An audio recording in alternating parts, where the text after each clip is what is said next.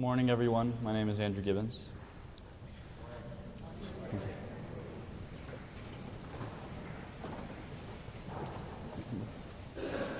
I was actually surprised to be asked to speak today, as I've never considered myself to adhere specifically to the doctrines of the Christian faith. Living in the New York City area and overseas, I've had many friends of different faiths: Jewish, Mormon, Catholic, Protestant, and Islamic.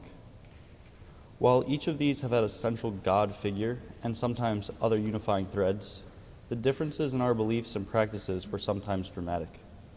While my Jewish friends believe in the Old Testament and are still waiting for the arrival of the Messiah, my Mormon friends use both the Old and the New, but believe Joseph Smith is a second Messiah, and they give a third book, the Book of Mormon, which they consider to have equal weight to the Bible.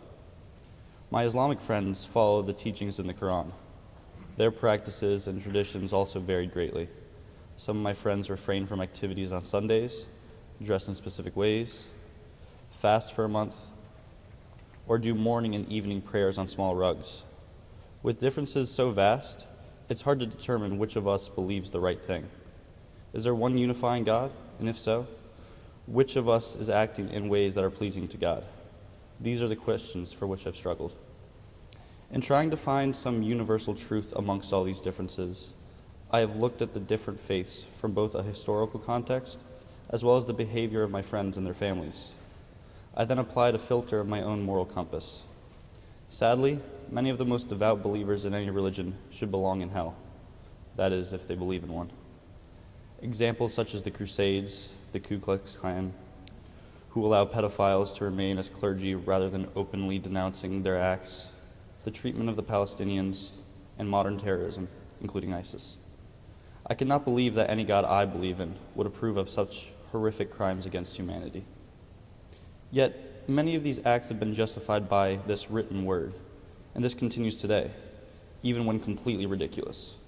My great uncle is a true believer of Timothy 2:11, which reads, "I permit no woman to teach or have authority over men. She is to keep silent."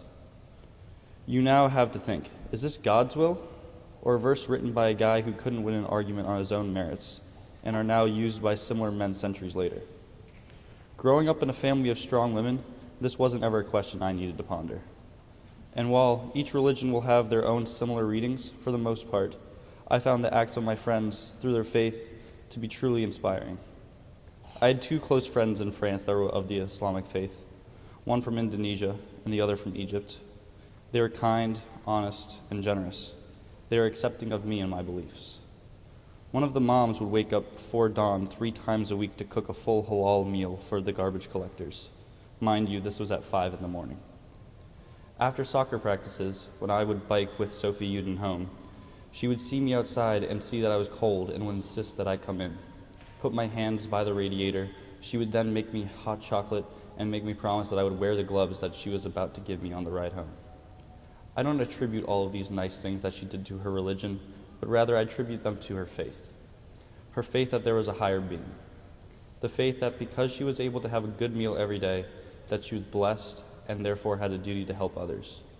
She was honored to be able to fulfill her daily vow of kindness. In doing my college search, the culture of campus was very important to me. I was fortunate to have several good options from which to choose. After visiting many colleges, I initially chose to attend a college in Minnesota. It had a beautiful campus, which I found very important. It was practically in the middle of nowhere, so that meant all the activities were going to be happening on the actual campus. It is a dry campus with daily church services and a religion requirement, intended to expand everyone's views on religion, including those outside their own faith. When I visited the campus, and I got this feeling of acceptance of everyone and how they act and by whatever religion they followed, it made it seem like a place that I wanted to live. I put down my deposit, or rather, my parents put down that deposit. I immediately got this feeling of relief. Through weeks and weeks of angst and trying to decide between schools, the process had finally finished and I felt this built-up pressure release. 2 weeks later, my chosen school made national news. There had been issues earlier in the year about how people supporting Trump were threatened and students were leaving, as they did not feel welcome with many of the professors, and students not being open to discussion and immediately dismissing Trump. Regardless of your political views, It is still unacceptable to threaten someone just because you don't agree with them. At the same time, a racist thread began to grow on campus. It started with slurs being left anonymously in public places, but by the spring, it had evolved to threats made to specific people. Students boycotted classes claiming that the administration had not done enough to ensure their feeling of security. In response, they held the campus hostage with a long list of demands, including hiring and admitting more persons of color to the school.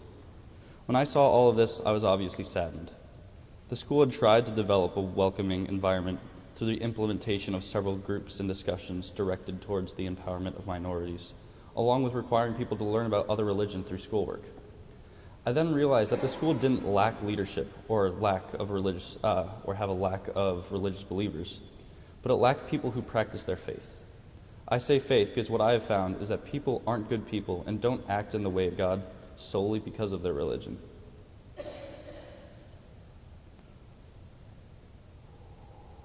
But they believe in acting with faith.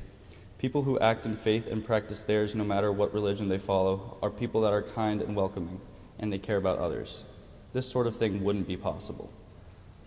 There is a sense of a moral compass that any religion can teach, and this is what binds me to a religion. I believe that God meant for us to live in harmony, to help one another, and to treat others with respect. It is why I continue to practice my faith today, despite all the elements I can't prove.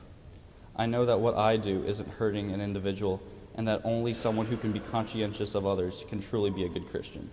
In the end, I was accepted off the wait list at another school, and while it is not the only reason I choose to switch, I know that the culture was a driving factor. Thank you.